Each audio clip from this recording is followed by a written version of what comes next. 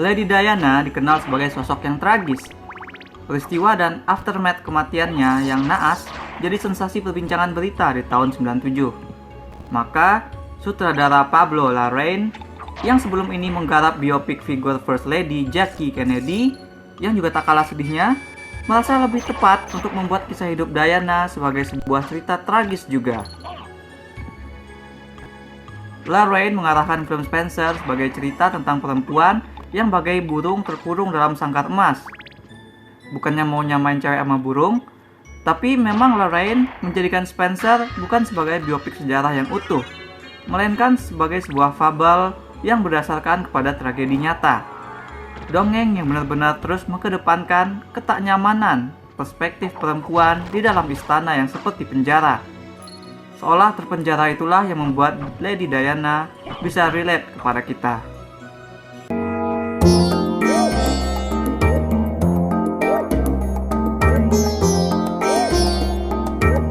Malanglah juga penonton yang mungkin nggak tahu atau mungkin dulu masih terlalu muda untuk mengerti apa yang terjadi kepada Lady Diana.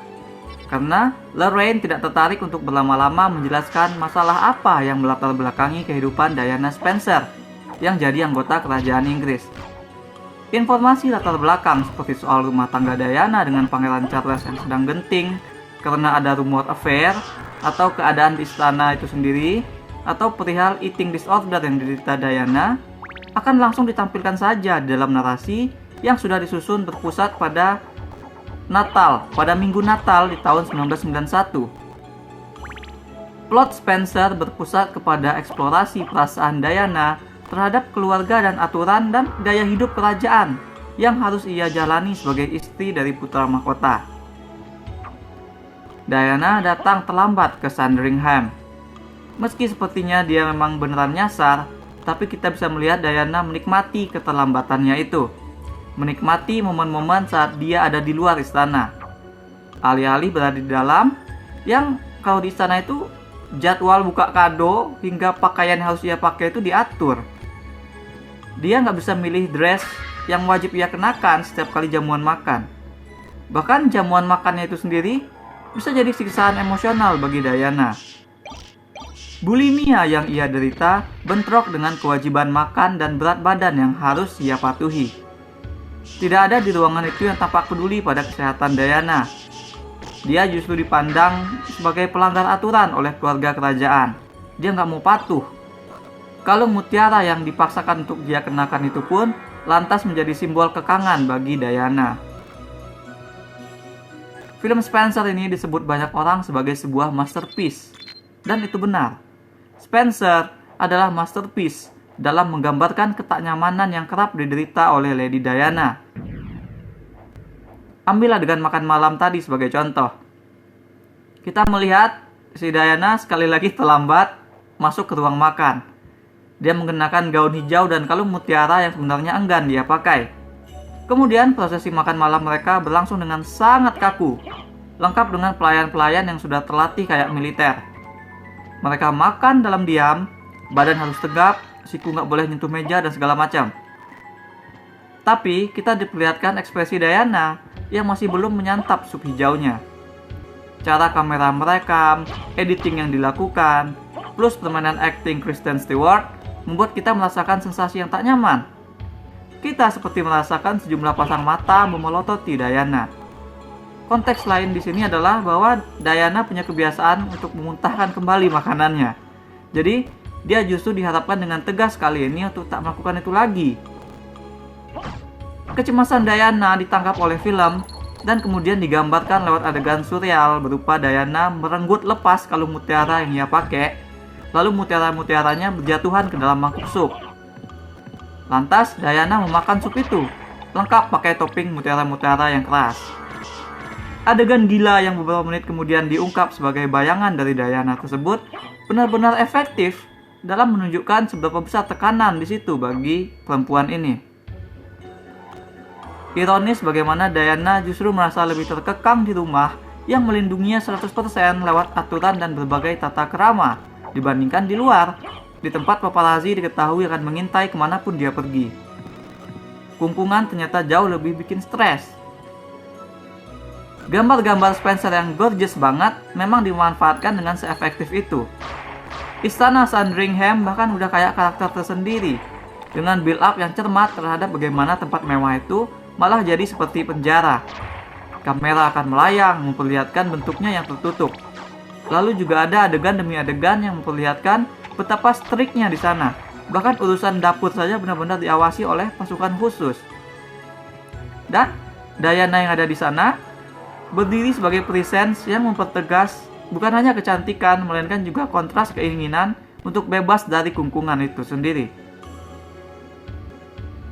Semua aspek penceritaan lewat visual tadi itu dimainkan sehingga nanti saat adegan si Diana merasakan pembebasan diri menjelang akhir, kita semua jadi ikut merasakan seberapa gemetarnya tangan Diana untuk merenggut putus kalungnya. Kali ini dia ingin merenggutnya putus beneran. Dan betapa plongnya nanti emosinya terasa. Ketika film-film tentang Lady Diana sebelum ini masih berusaha untuk tampil berimbang, Spencer tidak ragu untuk memihak, tidak ragu untuk menunjuk siapa antagonis. Diana ke dapur tengah malam aja ditegur. Dia nggak nutup gorden jendela aja dimarahi, karena ternyata ada paparazzi yang memang mengintai dia setiap saat, bahkan saat dia ganti baju. Diana heran, kenapa harus dia yang kena? Seperti kalau di kita ada perempuan yang dilecehin, maka yang disalahkan kan pasti si perempuan, bukan para cowok yang harusnya dilarang. Diana gerah harus mengikuti protokol dan gak bisa kemana-mana, gak bisa ngapa-ngapain sendirian. Memang, sebaliknya bisa terdengar Diana lah yang egois, yang gak mau diatur, dan yang merengek-rengek minta maunya dituruti. Supaya gak kelihatan seperti itu, maka naskah Spencer mencuatkan posisi Diana sebagai seorang wanita, sebagai seorang ibu. Bahwa semuanya bermuara kepada concern Diana kepada anak-anaknya. Kekhawatiran Diana atas kesehatan anak-anaknya. Kita lihat dia protes istana itu dingin, tapi istana kan menolak untuk gedein pemanas. Serta perhatian Diana saat ayah memaksa anak-anaknya ikut berburu burung. Nah, ini jadi memperlihatkan bahwa Diana itu di film ini, di cerita ini, sebagai ibu yang baik di atas segala-galanya. Aku nggak tahu aslinya Lady Di seperti apa, tapi banyak yang bilang penampilan Kristen Stewart di sini mirip banget, bahwa Stewart menghilang ke dalam sosok Diana Spencer. Aku nggak bisa confirm soal itu, but I do have some opinions about the acting. Menurutku Stewart memang berhasil nampilin sosok yang terkekang lahir dan batin. Dia ngomong aja tuh suaranya kayak bisik-bisik. Bahkan saat dia sedang adu argumen aja suaranya tuh bisik-bisik. Cara ngomong ini semakin memperkuat kesan bahwa perempuan ini saking merasa nggak bebasnya, sampai bicara pun nggak bisa lepas suaranya. Namun di sisi lain memang lama-kelamaan dengar dia bicara kayak gitu ya monoton juga. Somehow jadi terasa susah bagiku untuk masuk ke dalam karakter Spencer. Karena literally dan figuratively, aku kurang bisa mendengar apa yang berusaha ia katakan, apa yang berusaha ia keluarkan. Padahal kalau dia lepas aja, kayak waktu dia ngobrol di pantai bareng sahabat yang jadi pelayannya, karakter ini lebih mudah untuk didekati istilahnya. Ini juga lah yang jadi sedikit ganjelan buatku. Spencer terlalu lama menghabiskan waktu untuk menunjukkan bahwa Diana adalah korban yang dalam sangkar emas. Diana nangis, Diana muntah, atau Diana melakukan keduanya bersamaan sambil pakai dress yang menakjubkan. Lalu Diana juga sampai melukai diri sendiri. Intensitas yang terus naik untuk menunjukkan perasaan terkekang semakin besar. Film kekeh banget nunjukin ketatnya si pihak antagonis sehingga si Diana jadi hancur lebur, tanpa pernah menonjolkan keberimbangan. Padahal nggak sedikit juga pelayan atau pihak istana yang ngasih perhatian kepada Diana, yang ngasih Diana nasihat dan nunjukin support. Tapi si just cry dan segera balik ke mode gue korban gitu. Aku bukannya nggak berada di sisi Diana atau gimana, aku hanya melihat ada kecenderungan begini. Dalam narasi yang ada elemen pelaku dan korban, biasanya tuh kalau narasi itu pembahasannya fokus ke pelaku saja, tanpa atau sedikit sekali menggali perspektif korban, pasti narasi tersebut bakal dikecam. Pasti dibully. Namun sebaliknya, tidaklah mengapa kalau yang dibahas adalah perspektif korban doang. pelaku tidak dikembangkan, melainkan justru kalau bisa pelakunya harus terus diantagoniskan. Nah, buatku kecenderungan ini tuh mengkhawatirkan sebenarnya.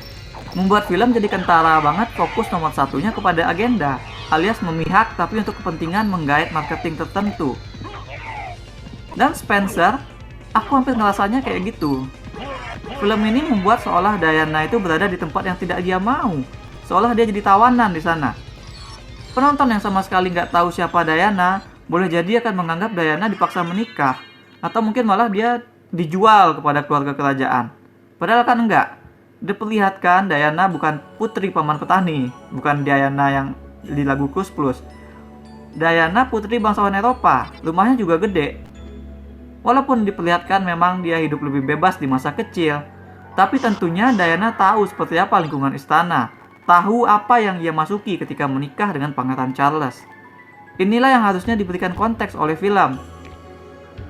Boleh mengantagoniskan satu pihak, tapi juga tetap nggak elok jika protagonisnya selalu dipush, entah itu selalu benar atau selalu dibuat menderita, tanpa menggali kenapa dia merasa begitu pada awalnya. Development karakter Diana terlalu sedikit karena film terlalu sibuk mengantagoniskan pihak satunya dan terlalu sibuk membuat protagonisnya menderita. Tapi tampaknya memang perspektif itu yang diincar. Film ini sepertinya memang tidak berniat untuk menggali lebih dalam, melainkan hanya berpusat kepada kecamuk emosional yang sekiranya terjadi di dalam diri seorang Lady Diana selama ia hidup sebagai istri Pangeran Charles. Ingat, sekali lagi ini film ini kan fiksi yang berdasarkan tragedi nyata. Jadi tentunya build up tragedi itu hanya dimajinasikan di sini.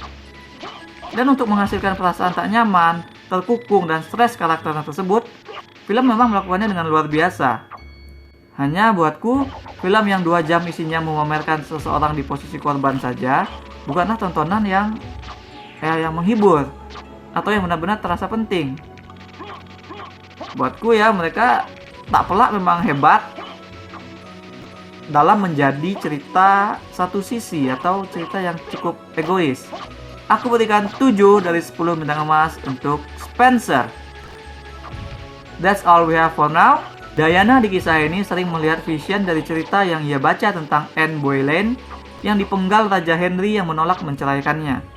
Menurut kalian, apa makna cerita tersebut sampai begitu penting bagi Diana? Share pendapat kalian di komen. Jangan lupa hit like dan subscribe supaya tak ketinggalan review-review dan playthrough lain. Kunjungi mydersit.com untuk baca review dengan lebih detail. Kalian bisa juga kunjungi store mydersit di ciptaloka.com. Ada banyak kaos dan pernak-pernik custom yang unik, mulai dari film, game, musik, hingga wrestling. Thanks for watching. Remember in life, there are winners and there are losers.